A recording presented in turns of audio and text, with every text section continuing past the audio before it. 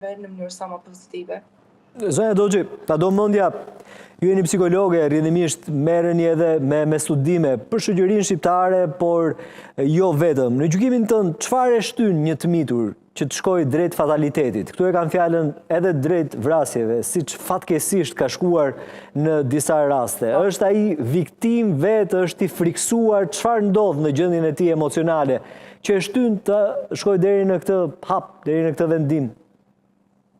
Më vjen keq ta them, por është realisht një reflektim i plagëve të shoqërisë tonë. E gjithë kjo kohë po e quaj tranzicioni për të rit, për jetimet që ato kanë në këtë kohë. Dhe këtu ndikojnë një sër faktorësh.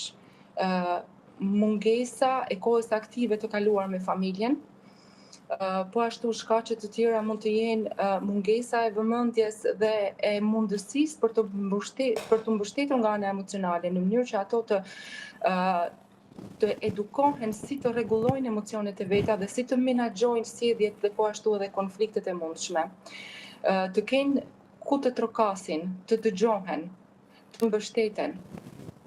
Po ashtu e di që psikologët në shkolla bëjnë një punë shumë aktive. Në punën ku unë jam çdo ditë në qendrën komunitare të shëndetit mendor, na vijnë raste plot që referohen nga mësues dhe psikologë të shkollave dhe bëjnë një punë realisht shumë të mirë, që shumë raste po identifikohen çerherët dhe po adresohen aty ku duhet. Por fatkeqësisht ka raste të tjera që edhe nuk mund të identifikohen në kohë. Dhe për këtë më vjen shumë keq dhe ndoshta duhet një ndërhyrje edhe më gjerë. Një fushat sensibilizuese, ndërgjegjësuese për prindërit dhe edukatorët.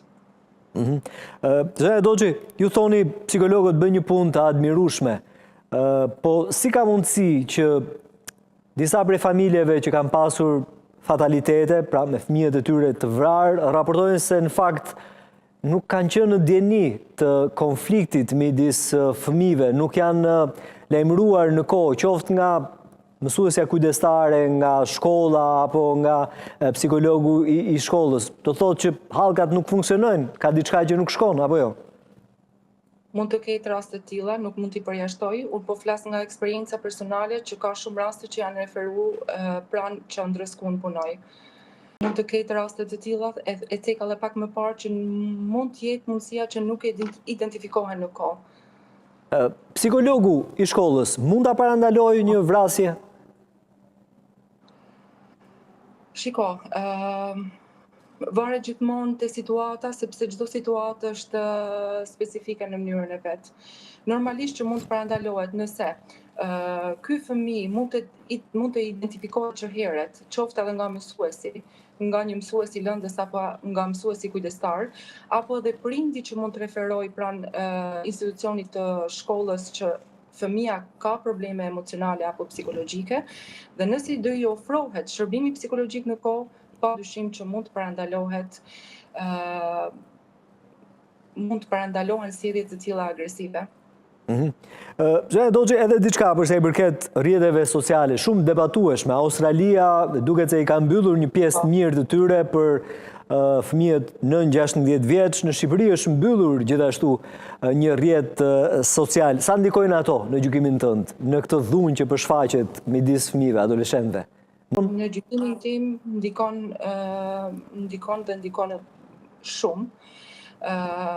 Të mos themi që ndoshta mund të jetë një nga shkaqet kryesore të nisjes së këtyre konflikteve, që mund të nisin si konflikte të lehta dhe mund të eskalojnë pastaj nëpër rrjete sociale ku mund të ofendohen, ku mund të nisin me njëri tjetrin apo mund të publikojnë biseda, ngjarje, filmime të tilla që mund të çojnë në një konflikt të mundshëm që agravon deri në konfrontim fizik pastaj.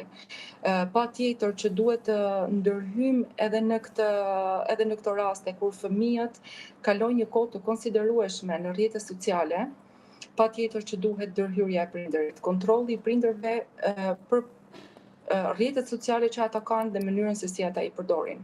Me patjetër.